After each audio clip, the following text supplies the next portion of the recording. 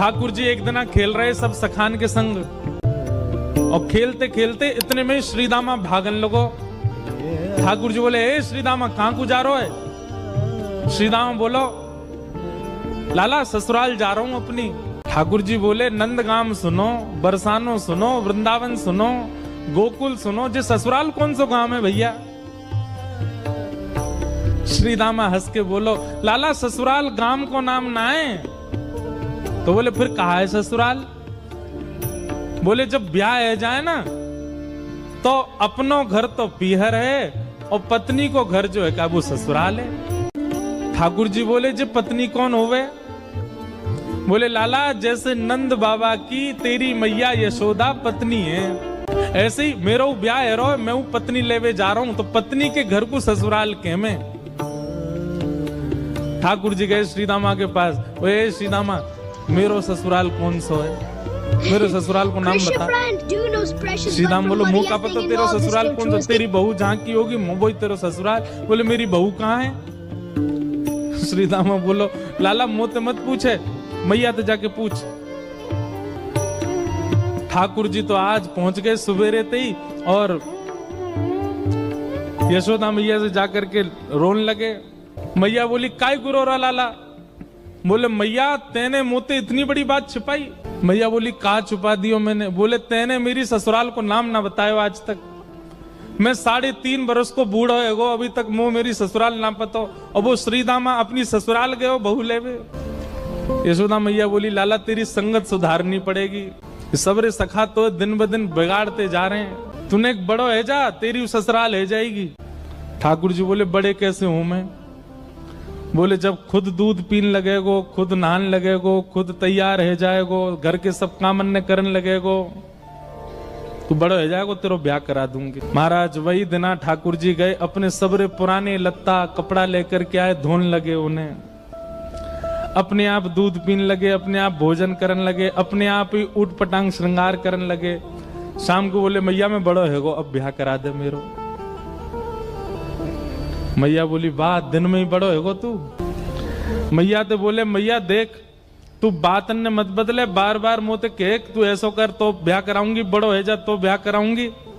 अब सब काम मैंने कर दिए, घर के सब काम काज करन लगो मैं, देख अपनो श्रृंगार खुद करके आऊं, देख कैसा लग रहा हूं मैं। मैया बोली, ओठ वाली चीज आंखन में लगा के आयो, आंख वाली ओठन में लगा के आयो, यूं करो बड़ो है मैं। ठाकुर जी बोले, मैया मेरो ब्याह करा दे, नहीं तो श्रीदामा बहू लेके आ रहा हूं, बाकी बहू ले आऊंगा मैं, वही की बहू को ले आऊंगा, वही की ससुराल को अपनो बना लूंगा। तभी एक सखा दौड़ो दौड़ो आयो, बोले, ए लाला देख श्रीदामा बहू लेके आ गो। बहू को नाम सुनते ही ठाकुर जी तो मचल गए, लेके चल मुंह को जल्दी। मैया रोकन लगी, बोले, लाला ने सुधर के तो जा, कैसो बन के जा रहा है? ठाकुर जी तो दौड़े दौड़े गए, बोले बीच रास्ता में रोक ले, सबको कथा पता है। माधवी की माँ ने पहले ही मना करके भेजा था कि बोले तेरे सखा, तेरे पति जो श्रीदामा, उनके जो सखा कृष्ण है, उनको मुख मत दिखाइयो। ठाकुर जी पालकी में घुस गए, हाथ पांव जोड़ के कहने लगे, भाभी जी एक बार ने अपना मुख दिखाए दो, लेकिन माधवी ने नहीं दिखाया। ठाकुर जी कह रहे हैं, देख ले, बड़े बड़े जोगी, बड़े बड़े तपस्वी, बड़े बड़े ध्यानी हमारे मुख को देखवे के काजे तड़पे, और हम तेरे सामने बैठे, तू हमें मोहना दिखा रही अपनो। माधवी ने मुख नहीं दिखाया। ठाकुर जी बोले, ठीक है, तड़पेगी मुंह को देखवे के काजे। माधवी बोली, मोए ना तड़पनो, मेरे पास मेरो खसम है, वही देख लूंगी, तुम्हें काई को देखना। ठाकुर जी बोले, वचन दे के जा रहा हूं, तड़पेगी। जैसे छोटे से बालक कभी कभी बड़ी बड़ी बात करते हैं तो बड़े लोग उसको मजाक में लेते हैं, ऐसी माधवी ने भी मजाक में लिया, देखा ही नहीं ठाकुर जी को। श्री शुकाचार्य जी वर्णन करते हैं, वृंदावन में कैसी स्थिति है। गोपियां दोहन करती हैं तो घर घर घर जो दही की मथनी की आवाज आती है ना, उसी में ही कीर्तन करने लग जाती हैं। कृष्ण ऐसे, कृष्ण के नेत्र ऐसे, कृष्ण की नासिका ऐसी, कृष्ण के कान ऐसे, कृष्ण को मोर पिछ ऐसा, कृष्ण की पीताम्बरी ऐसी, कृष्ण की भुजा ऐसी, कृष्ण के चरण ऐसे।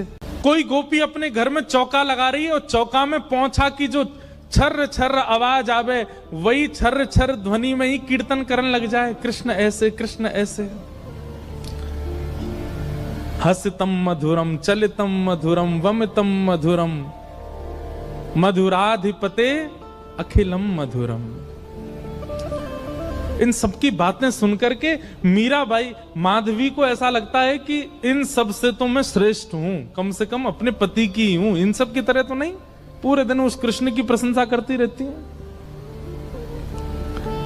सब गोपियां माधवी से कहती हैं, अभी तक तेरे सामने आयो ना है और तेने अभी तक देखो ना है। अरे या प्रेम को काम भावनाते मत देखियो, 3.5 वर्ष को 4 वर्ष को है, लेकिन वहां के प्रति एक अलग ही प्रेम प्रकट है। जाए माधवी सबको ज्ञान देती है, बोले चाहे 3 वर्ष को 4 वर्ष को है तो अन्य पुरुष, क्यों उसकी बातें करती हो, क्यों उसकी ओर देखती हो।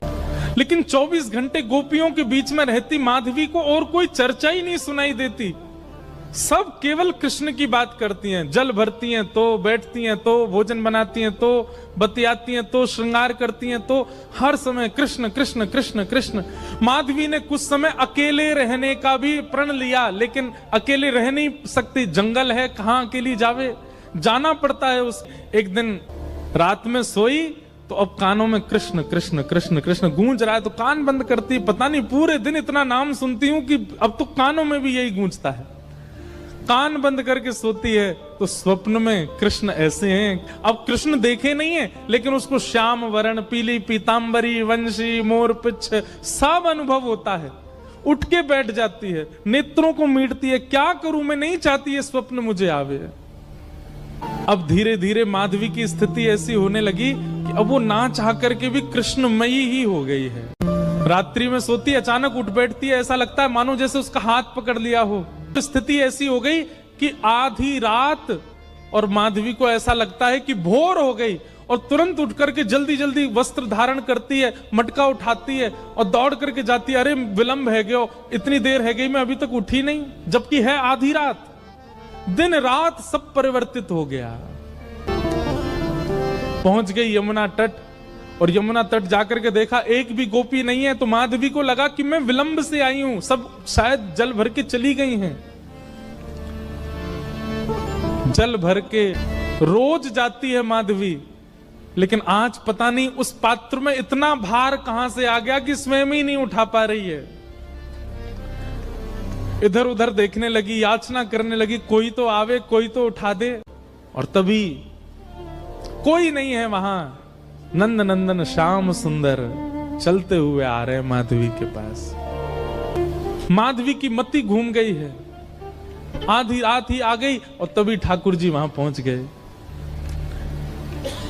पहले तो चाल देखी तो चाल पर मोहित हुई, फिर जब वक्ष देखा तो वक्ष पर, जब हाथ देखे तो हाथ की चलन पर मोहित हो गई, और मुख देखा तो भूल गई सुध बुध।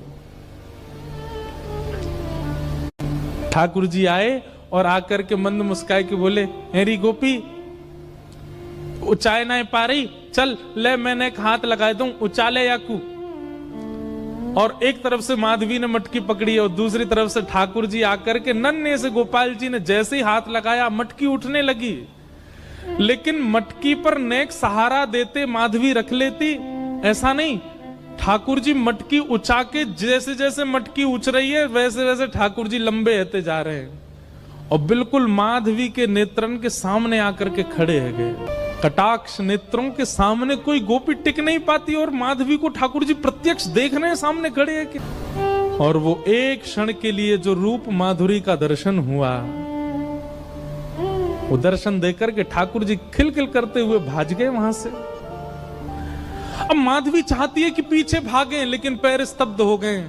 माधवी चाहती है कि चिल्लाए कि रुक जाओ, पर बोल नहीं पा रही है। माधवी चाहती है कि इधर गए मैं नेत्र घुमा करके देख लूं, पर नेत्र घूम नहीं पा रहे। पूरा शरीर मानो जैसे एक स्थूल स्तब्ध एक मूर्तिमंत की तरह खड़ा हो गया है। केवल नेत्रों से अश्रु गिर रहे हैं, कुछ नहीं कर पा रही, बेसुध है माधवी। वहीं खड़ी रही तब तक जब तक भोर में गोपियां जल भरने नहीं आ गईं। अश्रु जलों से जल पूरा वस्त्र भीग चुके हैं माधवी के। और तभी सब गोपियां आई, आकर के देख, अरे ये माधवी ये पहले ही आ गई जल भरवे।